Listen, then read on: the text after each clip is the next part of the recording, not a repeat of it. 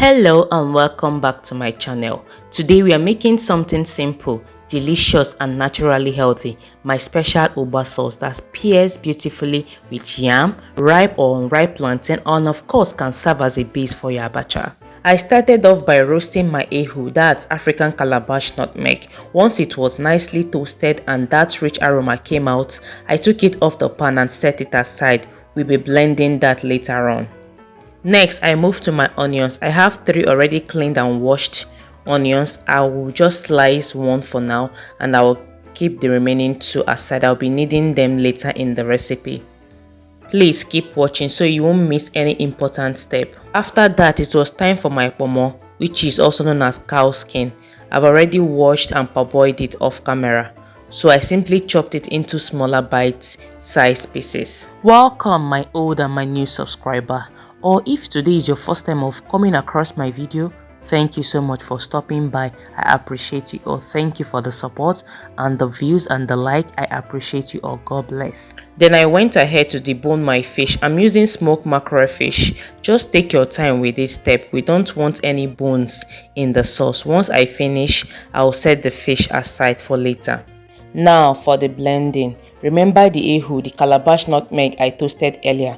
I'm going to be blending it now. I added the roasted ehu together with some crayfish into my blender and blended everything till smooth. When it was ready, I poured it into a plate and set it aside. Using the same blender, no need to rinse, I added cayenne pepper, which is shombo, and scotch bonnet pepper, which is your normal fresh pepper. Then I threw in the 2 onions I saved earlier, blend it till it's smooth and spicy, then set it aside too. Please use the quantity of scotch bonnet pepper you can tolerate because you know it's hot and spicy. Instead, you can increase your shombo, which is cayenne pepper, and reduce your scotch bonnet pepper, which is more spicier, so you will not feel too hot when you're eating it. Finally, I poured my ugba into a plate and set it aside. Everything is now ready. Time to start the actual cooking. If you've watched to this extent and you've not yet subscribed, what are you waiting for? Please subscribe, like this video, share this video. It will help me get more visibility and you will love it here. Thank you.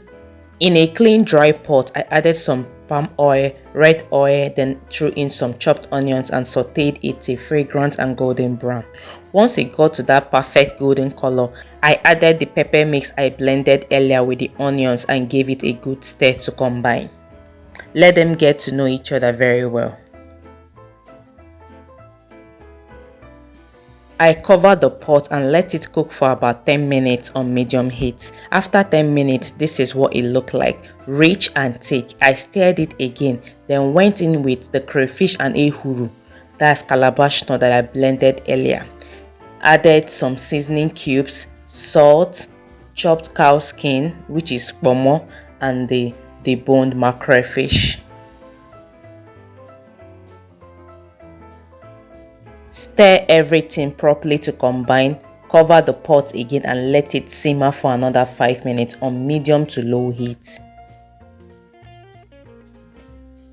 After 5 minutes, this is what it looks like. It is coming together nicely. I gave it a quick stir and tasted it. This is the point where you can taste and adjust for salt or seasoning if there is any need, but in my case everything was perfect, so I didn't need to add anything else. Then I went in with the star, my ugba.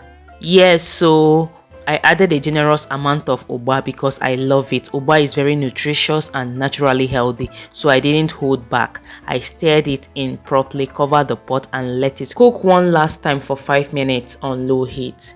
Ugba is very healthy. It is rich in protein, great for digestion and packed with natural fiber. Honestly, it adds both taste and nourishment to your food. Eating it often is good for the body.